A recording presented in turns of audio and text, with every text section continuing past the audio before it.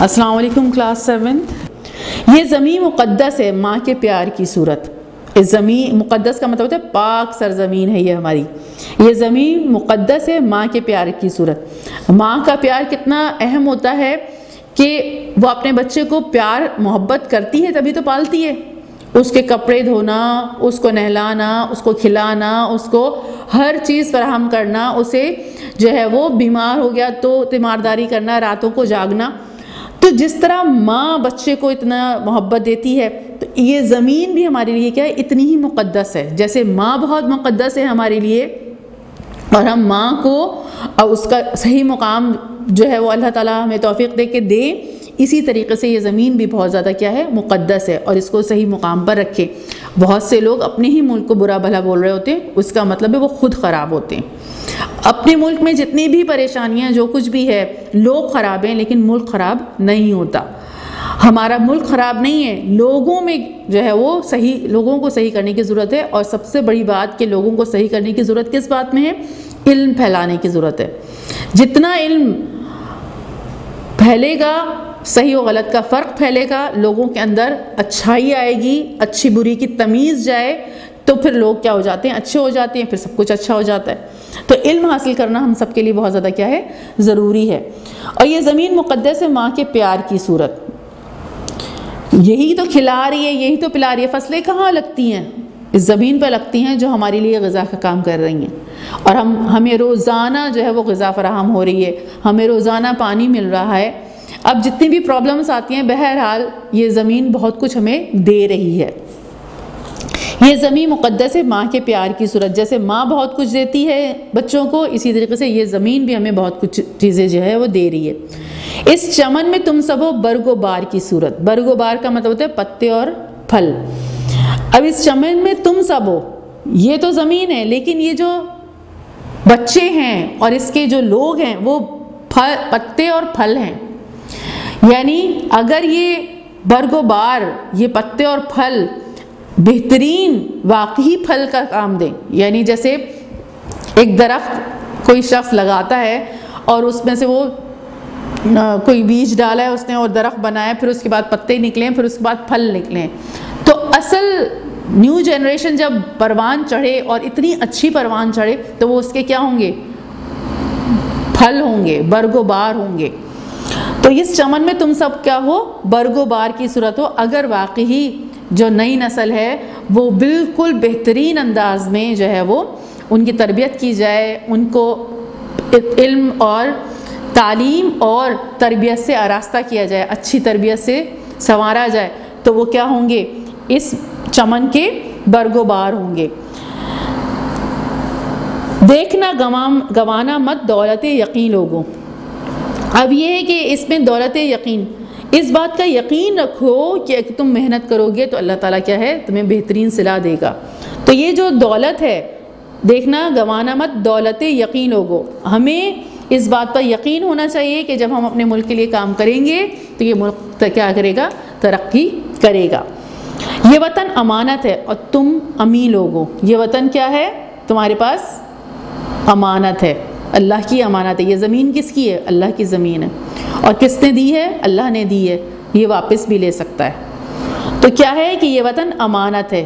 اگر اس امانت میں خیانت کی، اب لوگ جو گورنمنٹ آفیسز میں جاب کر رہے ہیں یا کسی پرائیویٹ سیکٹر میں جاب کر رہے ہیں، جو کوئی بھی جو کام بھی کر رہا ہے تو وہ اس سرزمین پر جب کر رہا ہے تو وہ اس سرزمین کو نقصان پہنچانے کی کوشش نہ کرے، کیونکہ یہ زمین کیا ہے؟ امانت ہے۔ اس کو برا بھلا نہ کہے اور اس کی امانت داری کے ساتھ اپنا اس کو ترقی دینے کی کیا کرے؟ کوشش کرے۔ یہ وطن امانت ہے اور تم امین لوگو، یعنی تمہارے ہاتھ میں دیا ہے تو تم امین ہو اس کے۔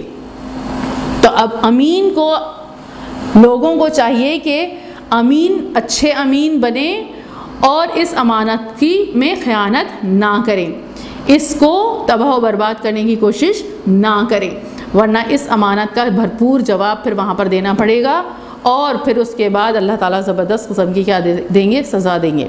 تو یہ وطن امانت ہے، تم امین لوگو۔ اور کس نام پہ یہ وطن بنا تھا؟ اللہ کے نام پر، لا الہ الا اللہ محمد رسول اللہ، لا الہ الا اللہ کلمے پر بنا تھا یہ، تو یہ امانت ہے اور تم امی لوگ ہو، یہ وطن تمہارا ہے، تم ہو پاسباں اس کے، یہ چمن تمہارا ہے، تم ہو نغمہ خواں اس کے۔ میر کارواں ہم تھے، روح کارواں تم ہو۔ میر کارواں یعنی اب جو بنانے والے ہیں، یعنی جو بڑے ہیں وہ تو میر کارواں ہیں، یعنی سردار ہیں اس قافلے کے، لیکن اصل روح کون ہے؟ وہ تم ہو۔ اس پورے قافلے کی اصل روح کون ہے؟ تم ہو۔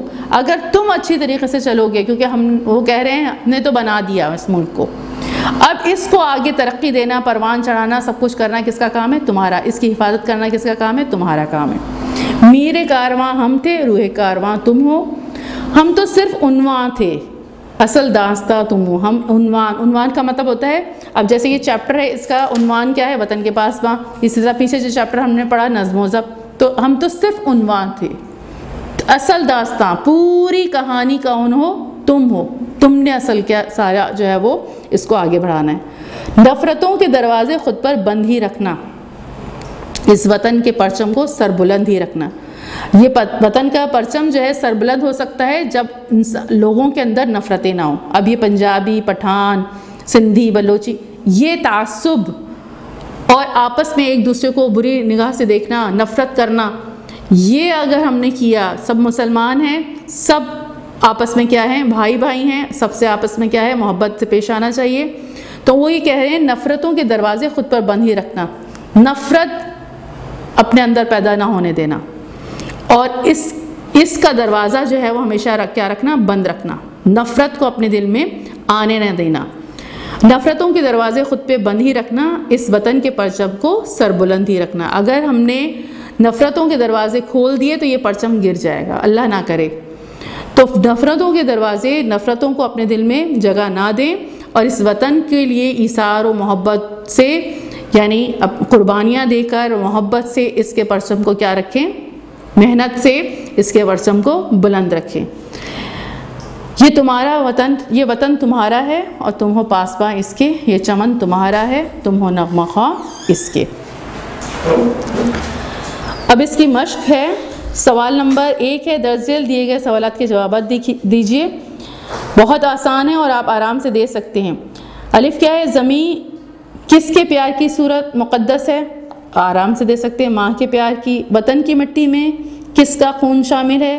یہ بھی آپ آرام سے دے سکتے ہیں۔ شاعر نے کیا چیز گنوانے سے منع کیا ہے؟ یہ بھی آپ دیکھ سکتے ہیں۔ ارض پاک کس کی امیدوں کا مرکز ہے؟ یہ بھی آپ دے سکتے ہیں۔ نفرتوں کے دروازے خود پر بند ہی رکھنا سے کیا مراد ہے؟ اس سے مراد کیا ہے؟ نفرتوں کے دروازے خود پر بند رکھنے سے مراد یہ ہے کہ آپس میں ایک دوسرے سے پکی اور سچی محبت رکھیں، اور اپنے دل میں ایک دوسرے کے لیے تعصب کو آنے نہ دیں، نفرت کو آنے نہ دیں، اور اس کے ساتھ اور متحد رہ کر اس وطن کے پرچم کو کیا رکھیں؟ سربلند رکھیں۔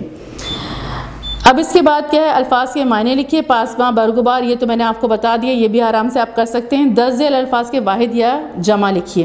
شہید کا جمع، شہید کی جمع کیا ہوگی؟ شہداء۔ مرکز، مراکز۔ امانت، امانات۔ عنوانات، عنوان۔ اوقات، وقت۔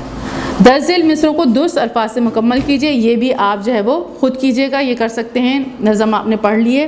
سوال نمبر 5، کالم الف میں دیے گئے مصروں کو کالم ب کے درست مصروں سے ملائیے۔